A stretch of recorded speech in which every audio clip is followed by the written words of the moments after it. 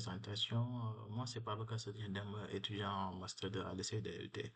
Ce cours a été fait par professeur Diop, docteur Diop, Mohamed. Et ce projet, c'est un projet de gestion des utilisateurs avec J2E. C'est une application web qui permet de gérer des données des utilisateurs comme son identifiant, son nom, prénom, login et mot de passe. Après, les utilisateurs pourront se connecter. Et ça permet d'ajouter, modifier, supprimer, de lister des données des utilisateurs, de les traiter en quelque sorte. Ce sont des opérations basiques. On a 10 minutes pour cette présentation et on va aller tout droit dans le vif du sujet de façon très rapide et résumée. Là, on va commencer par le connection manager qui est dans le package DAO de source main.java. Lui, il s'occupe de la connexion de la base de données avec la base de données.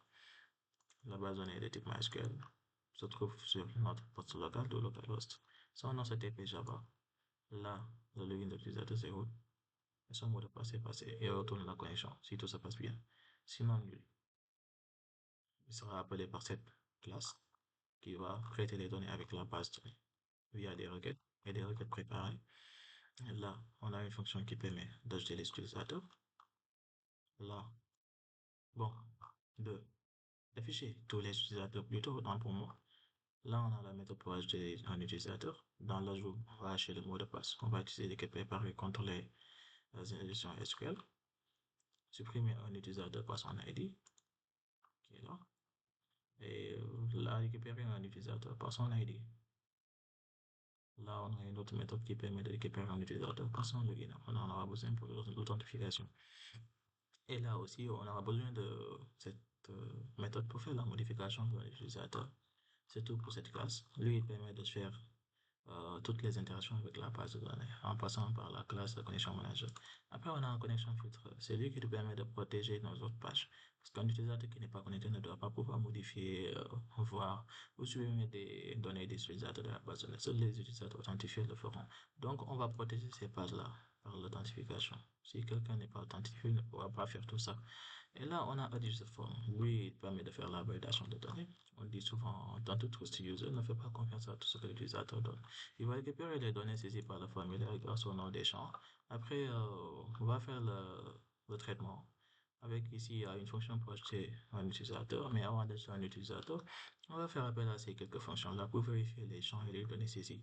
Là, c'est pour récupérer les paramètres. Là, c'est pour faire la validation des champs, pour voir si les données sont bien insérées. Et après, on va voir les mots de passe. S'ils sont conformes, les deux mots de passe, le mot de passe normal et le mot de passe de confirmation. Après, ici, on a les getters et les setters.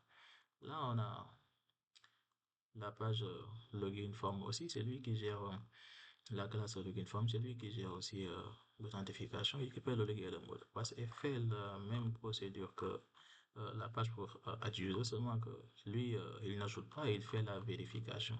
Donc, en faisant la vérification, il va acheter le mot de passe fourni par l'utilisateur parce que lors de l'insertion des données, les mots de passe sont achetés au niveau de la base avec un achat de type SHA-1. Donc, cette fonction-là sera appelée ici pour faire l'achage du mot de passe donné par l'utilisateur afin de faire la modification qui est là. Et si la modification est faite, et si la vérification est faite et que ça se passe bien, commence une session avec l'utilisateur identifié.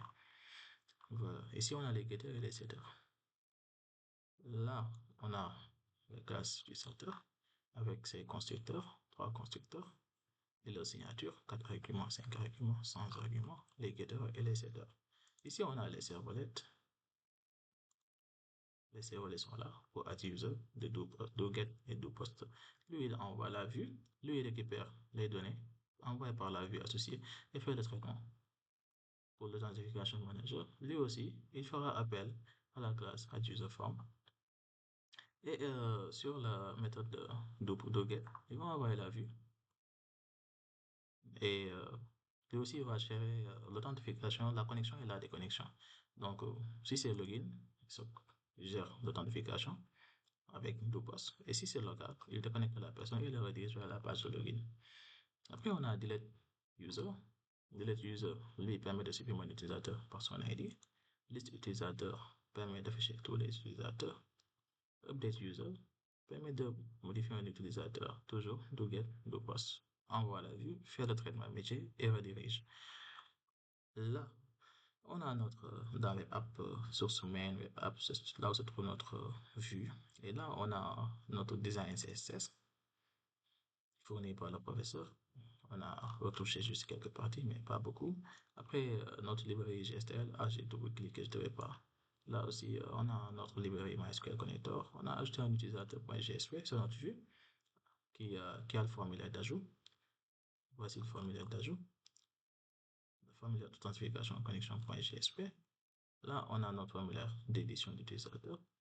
Et là, on a notre footer et notre menu qui seront inclus. Comme par exemple sur liste.utilisateur. Ici, on inclut le menu. Et là, on inclut le footer.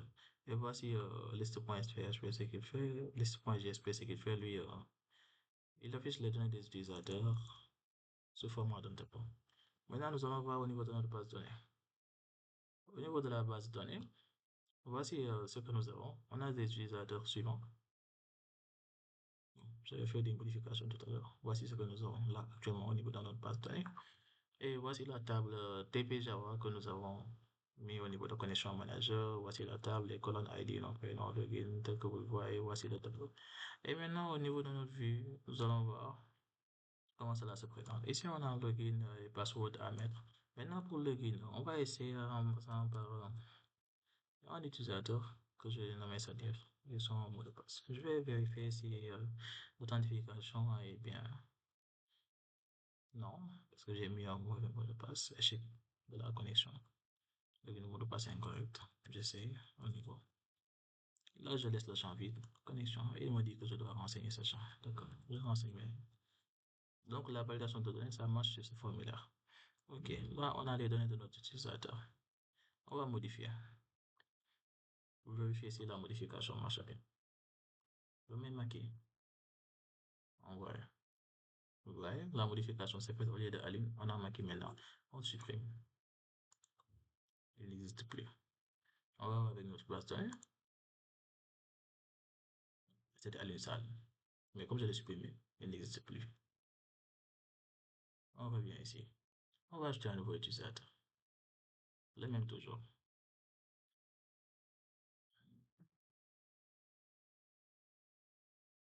On va mettre son login.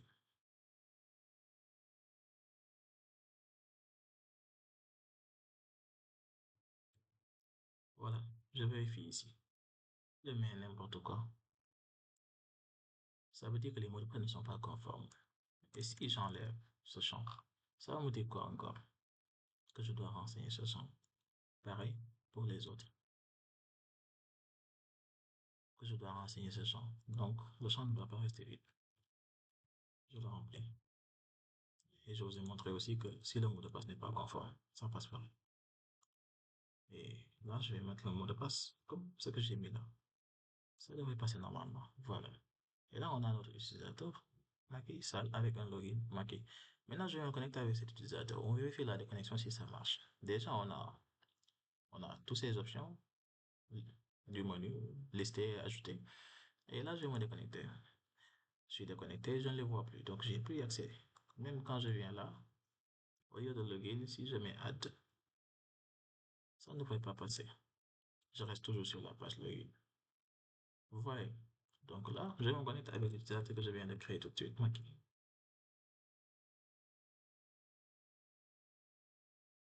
Et ça passe. Je me suis bien connecté avec Maki. Donc, on a vu l'ajout, la modification et la suppression, la connexion et la déconnexion, la validation de données, la conformité du mot de passe. Et là, au niveau de notre base de données, on voit bien que ça se passe. Maki, ça répond là. Donc, c'est bon. Merci pour votre attention.